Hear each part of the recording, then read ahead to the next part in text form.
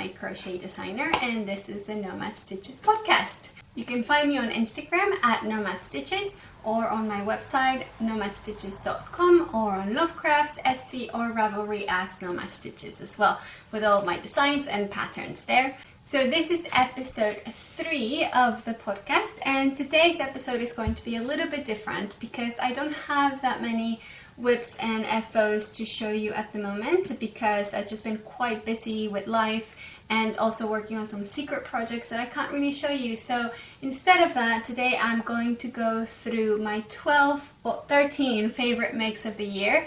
So Maggie, my daughter, just turned 1. And over the last year, every month we took one of those pictures, you know, with a blankie and to show her progress, her growth. And around month 6, I realized that every month she'd been wearing something that I had made. So then for the following months, I kind of made a point of making something for her to wear for that picture in specific. So today I'm going to go through all those pictures and show you my favorite baby makes. There will be links for everything. But if you're not into babies, that's okay. At the end, I will also give you a little tour of my studio and my house because, as you probably know, if you watched the last episode, we are moving soon, and I kind of wanted to, you know, just remember the place the way it is. I will also talk about what I'm wearing today. You might recognize it. And I will talk a little bit about some books that I've been reading in case you are looking for some book recommendations or listening to, because I haven't been actually reading books. Anyway, so that is today's plan. I hope you are as excited as me, and stay tuned. Again, if you are not into the baby stuff, just I'll put over here the times for the next stuff. So just fast forward ahead, and if you want to see the tour of the studio. So let's get started with some baby makes. Yay! So I've had so much fun knitting and crocheting for Maggie because there are so many really pretty baby makes out there, and I've just had the best time making them. Now that she's bigger, it takes a lot longer to make, so I'm probably not going to make as many. But yeah, for the first 12 months of her life, she wore a lot of handmade stuff. So the first one I have to show you, this one is from her newborn picture. I will put the picture over here as well. This is a little bro romper. Sorry, I have my my cheat sheet over here. Yes, so this is the little bro romper by Petite Knit. No, I can't speak. And this is a knit pattern. Super simple. It starts flat, and then you work in the round, and then flat again with the top. It has little buttons at the top and little buttons at the bottom, and you can make it stripy or whatever. This is a linen blend, I think, that I use for this one, and I worked it in like 4 hours at the most, I think. Super easy and very cute. The pattern's very well written, and I highly recommend it if you are having a baby or you want to make something for someone else. The Little Bro Romper by Petite Knit is amazing. I really like it. So yeah, this is her newborn picture. And then for month 1, we went a little bit fancier, and we did the Little Ballerina Romper by, I think this is Croby Patterns. Yes, Croby Patterns. So this is really fun. Again, I used baby yarn for this one. Not my favorite texture, to be honest, but you know what, she didn't wear it that much because she was so little, and it was quite hot, and the material that I used is not very summery, so she only wore it a couple of times. This one doesn't have buttons at the back, so if the straps don't fit, you know, that's a bit of a problem, but you can always add buttons and buttonholes at the back so that you can adjust this. I liked that the bottom has an opening as well, just like the Little Bro Romper, and that makes it a lot easier to change the diaper. And the little skirt is so cute. I mean, look at that. This one's so easy to make as well. This is crochet, and I think it's half double crochet, the whole thing. So it's worked quite quickly, and yeah, working around and then flat, and yeah, super easy. Very cute as well. Now for month 2, she wore the Elodie romper, if you can see in this little picture, and this one I absolutely love. This is by Mon Petite Violon, if I say it right, I'm not sure. And I really like this pattern. This is crochet as well, and I did a contrasting color on the straps, and it has buttons at the back. And these straps are actually really cool because there's no actual buttonhole. You just kind of put it in between the shell thingies in there, in between the stitches. You put the button in through, so you can adjust the length so easily as baby grows. And it lasts a long time because it's supposed to be quite wide around the diaper area. So I think I made it for her when she was like 1 month old. And she was still wearing it when she was like 3 months old. And, you know, they grow so quickly at that point. But yeah, this is a really easy make. The only problem that I have with this one and with a few others that I made that I will tell you about is that there's no opening at the bottom. Which means that if you need to change a diaper, you have to take the whole thing off, and that can be a bit annoying with a baby. But, you know, as a prop for a picture, it's definitely a must make. I absolutely love it. Now, for the next month, I think this is month 3, she is wearing the Olavas Sommerdracht. It's not in English, not the first part. I'm not sure. I think it's in Dutch. The first, the name. Olavas Summersuit. There you go. Olavas Summersuit. Again, super cute. This is knit, and it's worked flat. Yes, it's a very interesting construction. So you start here, and then you make the whole thing, and then it starts opening up wide for the back. And then at the end, you just join it at the front. So it's very fun to make, super easy. And because it's just a lace portion and then the garter, it's mostly all in knit. You don't purl that much, which, you know, everyone knows. Knitting so much easier than purling. So super cute. The sample ones have like little buttons at the front as well, which are really precious. And this one as well is quite wide, so she wore it until she was like 4 months old or something like that. It lasted for so long. Again, same problem as the other one. It doesn't have an opening at the bottom, which means diaper changes mean getting her completely naked. So that's why I didn't put it on as often as I would have liked. But it really is such a pretty make, and I think I'm gonna make her another one now that she's a bit older. I think this is DK yarn, so it's worked quite quickly. It's very easy to make as well. You kind of memorize the lace and then you just go for it, and it's super easy. So this is the Olavas Summer Suit by Tiddelibom.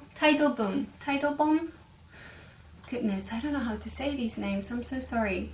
I think it's Tiddelibom. Anyway, I will put links to all of these if you're interested. But this one is super cute, and I definitely recommend it. Now the next one, the Millefleur onesie. This is by Elle and Rose Knitwear. This one, I love making it, but it takes a long time. I mean, it's so little, but it's worked in fingering weight yarn, and it's just quite, it's a lot of work. I felt like for such a small thing, it felt like a long time to make it. However, it's one of those things that I want to keep as a heirloom, you know, heirloom to pass on to like our next kid, or just, you know, maybe Maggie when she's older, I'll give it to her for her kids. And it's just such a cute thing, isn't it? And like, it has a little button at the front with the opening for the head, and it has an opening at the bottom as well, which is super helpful for diaper changes. And yeah, this one I really like, and the pattern has different options to make it long sleeves or short sleeves, yeah, and it comes in loads of sizes, which is great as well. Very well explained, super easy. You have charts for the different patterns, for the different lace, and that's super cute. It has twisted ribbing as well. This is knitting, by the way, and the twisted ribbing is a little bit hard to do. I'd never worked it before. I think this one also had twisted ribbing, and it took me a little while to get used to it, but it does look really pretty. It's just so defined, and yeah, I really like this one. Maybe if I have time I'll make another one, but I'm not sure I will, because again, fingering weight yarn is just, it takes a long time knitting it. It's not like crochet. I think fingering in crochet, it just goes so much quicker than in knitting. But definitely recommend it if you want to make something super special for a baby. Like, this is the one to make. I think it would mean so much. It's such a beautiful make. Alright, month, where are we? 5? Goodness. Yes, month 5. This is so sad, you guys. I put it in the wash with hot water and it felted. Look at this. And this top one was a mixed yarn, so it didn't felt as much as this part. It just looks so ugly. I haven't thrown it away because I love it so much. This is the Confetti Pullover. This is made with fingering weight yarn. This is one of my designs, and I just love it. I designed it before Maggie was born, and then when it finally fit her, it just felt so beautiful to be able to have her wear something that I'd made and I designed, and I had her in my mind while I was making it, and then she was a real person in front of me. It was so weird. But yeah, I really like it because the fade just kind of works really well, and you can use any solid color to make it. And this is a finger weight yarn pattern. I also made a DK weight yarn pattern, which is very similar to this one. It has the same stitch, but it has a different shaping. So yeah, this one's really cute, super easy to make, really fast, and lightweight as well for babies. Like, it's easy to put on and take out. The sleeves are really small, but I think that's just because of the felting, and in the pattern I also increased the size of the sleeves so that it's easier to put on and take off. But yeah, this is the Confetti Pullover and fingering weight yarn. And month 6, I think you've seen this one before. This is my beloved Bonnet by Tin Can Knits.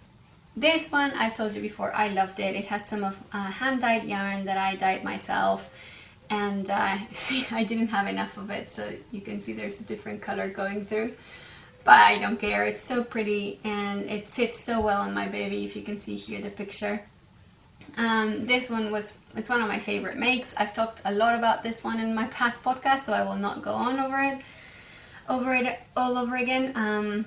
But yeah, you should make one if you have a baby. Now, month 7, she's wearing 2 things actually. The first one is the dot dot beanie. This is one of mine. This is a knit pattern. It has these little knots on it that make it really cute, and it comes in different sizes from newborn to adult. The pattern, it has little pom-pom hairs, and it has little straps to tie it to her chin so it doesn't fall off. And yeah, I really enjoyed making this one. This yarn is from Expression Fiber Arts that I mixed with other fingering weight yarn that I had in my stash. So it's super special because Chandy dyed this for me a few years ago for the Neverland top, and now I finally had something to use the leftovers with, and I absolutely love it, and I think Maggie looks really cute in it.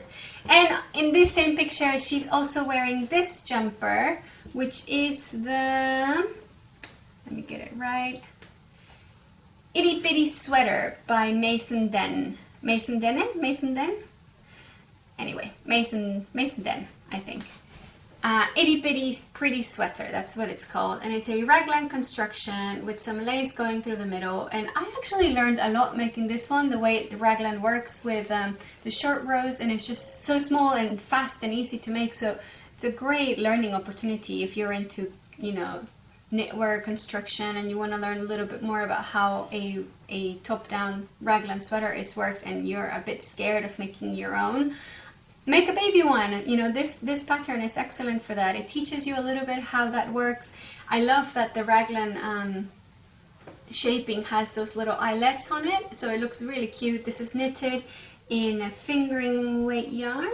I use fingering weight yarn, but sock yarn. Okay, so yeah, I think mine turned out a bit smaller than the actual size because I didn't use the right yarn and I didn't make a good gauge swatch, so of course I did that. And and it turned out a bit smaller than it was supposed to, and it's a bit cropped as well, but it looked really, really cute in her, and she wore it a lot actually, this sweater.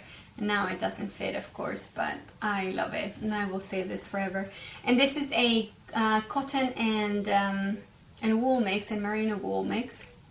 So it's really loose and, you know, not super hot, but warm enough for the winter. Yeah, love this one.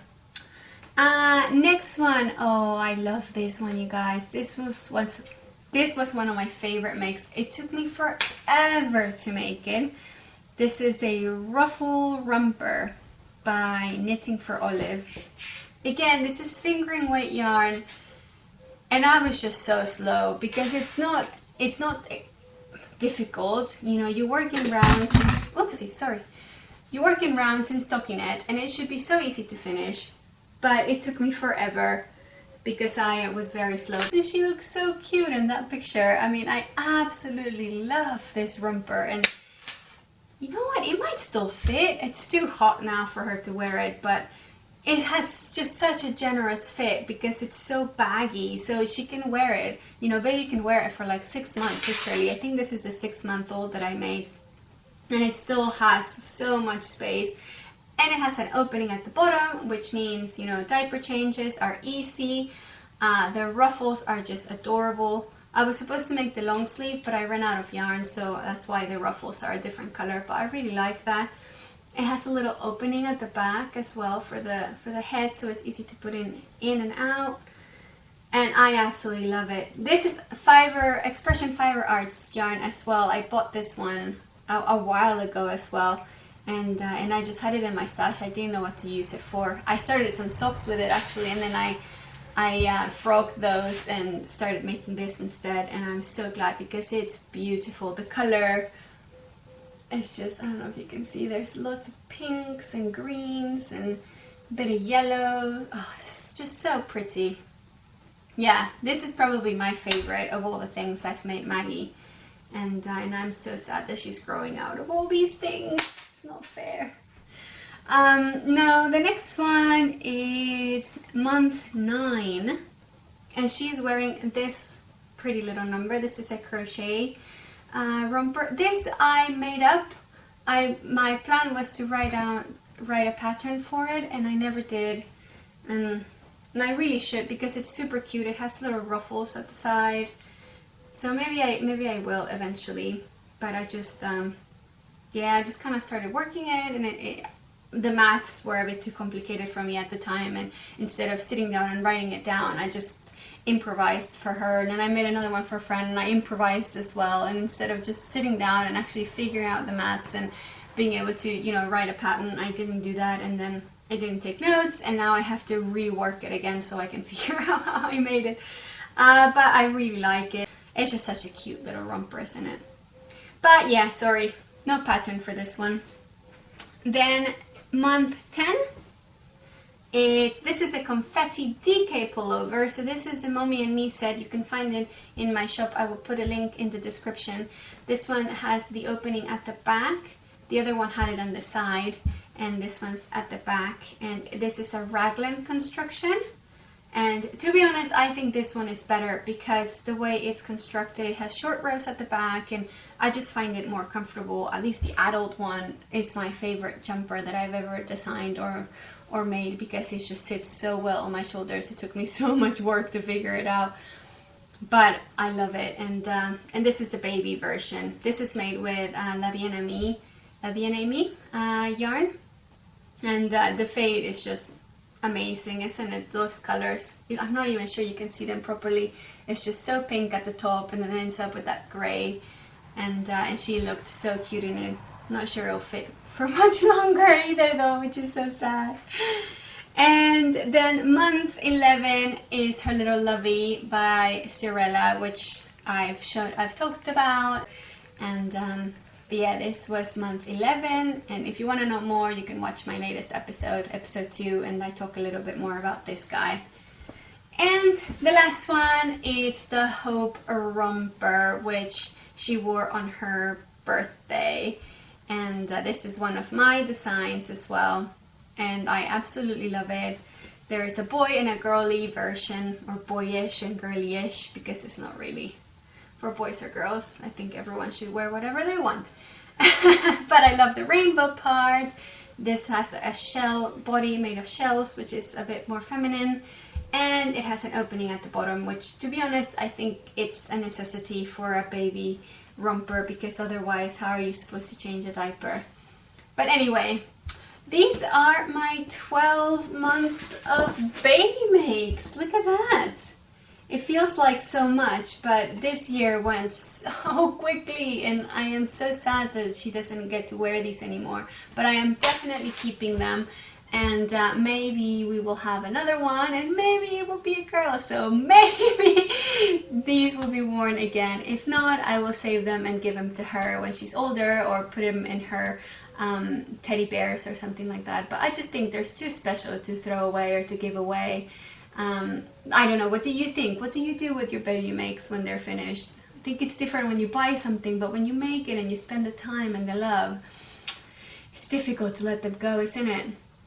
Anyway, these are my baby makes, and now, as promised, I will give you a little tour of my studio and of my house. So I will unplug the camera from its stand, and we will walk around a little bit. And I hope I can show you at least some of my stash and the way I organize my things. Alright, let's go! Alright guys, so this is me in my studio. I will show you a little bit of how I organize myself. So this is my desk. This is where all the magic happens, or the pattern writing. And it's very dirty at the moment, that's okay. Over here is my tripod. I have this little jiggy-majiggy over here. This one I use for my tutorials, and it is so good because it helps me put the camera so that it's over here and I can tape right underneath it, and it helped me so much stay in the shot. And yeah, I will put links to all of these things because this one is definitely a game changer for filming tutorials. And then this is my tripod. I've had it for so many years and it's so good. I have my yarn winder here and this little thingy to keep the yarn in so I can wind it together. And I use these two so much as well, and they were so cheap. This is a Knit one, this is a manual one, so I have to do it myself. But to be honest, I like having the control. I think if I had the automatic one, I would feel a little bit out of control, and I don't like that. Because sometimes if it gets like tangled, you know, you have to stop it right away, otherwise the yarn just kind of gets a bit crazy. So I like having control over these two things. I will put links to this. These are from Amazon as well. Over here, this is literally everything I've made over the last, I don't know, 3 years or so. I brought it down for a photo shoot the other day and I've forgotten to put it away. And to be honest, I don't want to because we are moving soon. So I will probably just leave it there until we leave. And I have to pack it into boxes. Then this is where all of my stuff is. So I have a box. This box is full of yarn, and this is yarn that I've bought here in Bulgaria, and it's really woolly. I mean, it's not processed at all. It smells like sheep so much. So I don't know what I'm gonna make with that one, but I will make something with it. Board games, and this is my sewing machine, my iron over there. These are crafts tools and my good old printer. And then my stash is, I try to keep it in boxes because I find it too scary to have it be eaten by moths. But maybe in my next house I will put it in like nice display shelves. But for now I prefer to keep it in boxes. But this is my winter yarn, so it's all the wool. I'm working at the moment with some of the Fiber Co. Lore in a secret project. And I also have this Uno cards. This beautiful yarn is by 6 and 7 Fibers, and I will be working something beautiful with this over the winter, but I need to get to it eventually. Then this project, I have shown it to you guys. I promised I would be working with it and I haven't touched it, so let's not talk about that. This is La Bien Ami yarn that I showed you last time that I still haven't touched because I've been very, very busy with other stuff. This is from, yes, Indie Bell Fibers. Again, I love her yarn, and I ordered these two as well from South Africa, and I cannot wait to get to my hands on it, but at the moment, again, very busy. This, I showed it to you last time. And it is the yarn from La Rosa Pomar from Portugal. So this is Mondim, and this is the Brusca one. I finished this project, but I can't show it to you because it's secret. So sorry. This is some cotton yarn that I bought here in Bulgaria, and this is all my other cotton yarn, and it's all mixed, like summer yarn, I guess, because there's some what is that thing called? Raffia. Yes, so this is how kind of I organize my yarn. It's not very organized, to be honest, but it just kind of gives me an idea of like what I have where. And up here I have books that I need to fix that Maggie has broken, my needles, project bags, camera, and other tools. And then that closet is like Monica's closet, where I do not open it unless it's absolutely necessary because it's full of crap. So don't ask. Now let's go outside. This is our shoes. This is our entrance to the house.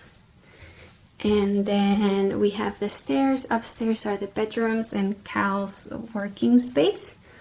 Then this is our living room. This cage is really only here to stop Maggie from going up the stairs over there, because it's quite dangerous if we are not watching her. So we just keep it to stop her freedom. But this is her play area. This is our living room and her play area.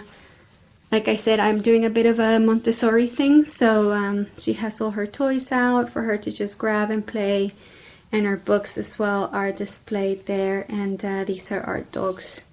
They live in the house and they are very, very tired because it's so hot today. And yeah, this is our living room. It's a bit of a cavey vibe down here, but I really like it in the summer. It's quite cool. And this is where we spend a lot of time, where I do a lot of my knitting and crocheting. And this is dining room, kitchen space. It's a very strange house. It used to be a barn, I think, before, and as you can see, it's all kind of weird. There's no real cupboards or anything. And these are Maggie's diapers that I just finished folding and I need to put away. And then the garden is outside. Get ready for some brightness. This is the garden. It's huge, way too much more than we can handle. That's why we are leaving, basically. But it has been amazing living in this place. I mean, the skies are crazy blue all the time, and there's sheep that go up there on the hills, and we go walk the dogs up there in the hills, and it's just really nice to live here. But I think we are ready for a change. There's also storks that fly by all the time. Sorry, you're not lucky enough to get one, but they fly by just by our house, just like nothing, you know, just these massive storks. And yeah, this is our house in Bulgaria. Anyway, I'll go back to the studio and continue with the podcast. So yeah, that's my house, that's my studio, this is where I work, and hopefully by the end of July we will be moving to the UK. It's all very uncertain because we don't know if we're going to have to be in quarantine when we arrive to the UK. We really don't want to do that. But, we're just kind of playing it by ear at the moment, see what the best solution is for us. But this is where we have been living for the past year and a half or so, a bit more than that. And it's been really nice living in Bulgaria. It's very different kind of life. So as you can see, like outside of our house, there's absolutely nothing. It's just fields and shepherds, that walk by, and the village is kind of behind us. And there are about, I don't know, between 200 and 300 people that live here permanently, and most of them are 70 and up. And So yeah, we don't have that many people around us. There's definitely no children for Maggie to play with, but in a way it's nice to have that privacy, but I think we are craving something different.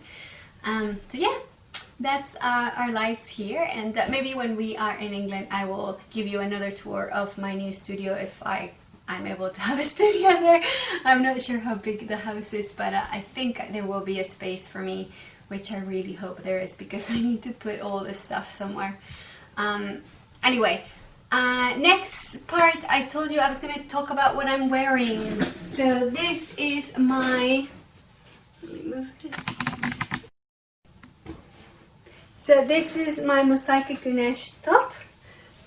It's got a bit of a low back at the back, and it's got this nice little stripe in the middle, and it is made with mosaic crochet. It's a technique that is worked in rounds, so you always work on the right side, which is super easy and really fun to make. And I really like it. I think it has such a nice fit, and it's worked with the best yarn. This is Expression Fiber Arts, and if you want to know more about this yarn or the inspiration behind this top, you should definitely watch episode 1, because I talk all about this top, and that was all before I even started making it, which is quite cool that, you know, you get to see the background before it even existed. And now that I have it, I love it. And the testing is almost finished, and I think it should be released by Saturday, which is the 11th of July. Also, I'm not sure when this will be released, but this is my birthday week, and I'm having a bit of a fun sale. So every day I'm having a different pattern discounted by 50% off. So if you're interested, please sign up to my newsletter. Link is at the bottom, and you will definitely be notified which pattern is on sale that day. And then I have something special for Sunday, which is my actual birthday. So you don't want to miss out on that. Make sure you sign up to the newsletter. I think that's it. Oh yeah, books and life in general. So I don't read much. Let me move this. I know that sounds very ignorant of me, but I just don't really have much time. Like, I make a point of making time for this and for filming tutorials, but in general I just don't have extra time to just sit and relax and like read a book, which I wish I did. So what I've been doing a lot is doing audiobooks, and I'm signed up to Audible. Not sponsored at all, but I absolutely love them, and I think I pay £7 a month, and they give me 1 free credit, and I can buy 1 free book with that. And to be honest, that's more than enough. At the moment I still have loads of books in my library, because it's taken me a long time to really get into it, but now that I'm really into it, I think I listen to a book every 2 weeks or something like that. So now the way we relax is that Cal plays his video games, and I have my audiobook in while I crochet on the sofa, which, you know, it feels like we're kind of spending time together, but we're each doing whatever we really want to be doing. So it works for both of us. And the last book I read, sorry, let me grab my phone so I tell you exactly what it is. I'll be right back. Alright, so the last book I read that I absolutely love was Where the Crawdads Sing. It's by Delia Owens, and it's set in somewhere in the south of the US. I want to say New Orleans, but I'm not really good with my geography of the US. But it's set in this swamp area. And the story is just such a beautiful story. You really have to read it. And the narrator is actually really good. I'm not good with accents, but the way she speaks, like, you just kind of feel like you're in this place and like you're listening to these people. And yeah, it's really good. I really like the story. So another book that I really like that I just finished recently is called The Giver of Stars. This one is by Jojo Moyes. And this one is set in the US around the Depression era, and it's all about women empowerment, and I think it's like 5 women and how they kind of take charge of their lives and start this library, and you know, like their story through that. And it's really good. It's really uplifting. Again, the narration is great, the accents are great on it, and I really enjoyed it. Even I would go running and I'd listen to it instead of listening to music, because it's quite engaging. And at the moment I am listening to The Year of Taking Chances. again, I'm gonna put links to all of these books in case you are looking for recommendations. So The Year of Taking Chances by Lucy Diamond. This one takes place in today, like in this time, and in Suffolk in England. And my husband is from Suffolk actually, and the way they describe village life, it's quite idyllic and in the countryside, and it kind of is like that, you know, just like small houses and everyone knows each other, and there's a village pub where everyone goes to, and yeah, it's again very, very empowering for women, you know, so far at least, you know, just complicated lives and what surrounds being a mother and being a woman and just being a person in general, and trying to, you know, live your own life and be your own agent for yourself, which is not always very easy to do, especially for women, I think. So yeah, if you are looking for recommendations, definitely have a listen to those, and please don't judge me for not reading actual books. I feel like listening to books is maybe like, what, 70% as good as actually reading. I miss reading books, but again, like I said, I wish I had more times in my day to do it. Actually, Maggie is about to wake up, so I should finish up before she does. Thanks again for watching. Please, please, please make sure you comment away and ask me all your questions. If you have any questions about my life here in Bulgaria, about, you know, our move or projects or anything, I would love to hear your comments as well. Maybe we have something in common. Please let me know, and make sure you follow me on Instagram at NomadStitches, and I will put links to my website, Etsy, Ravelry, and Lovecraft's shop. And yeah, I hope you enjoyed this episode as much as I did, and I hope you know, you like where I live. It's a bit weird, I've never done that, you know, just shown the world my home, but you know, I just wanted to share and have it in memories, you know, for the future, because we are leaving this place soon. Yeah, I hope you enjoyed it, and comment, like, and subscribe. Bye bye.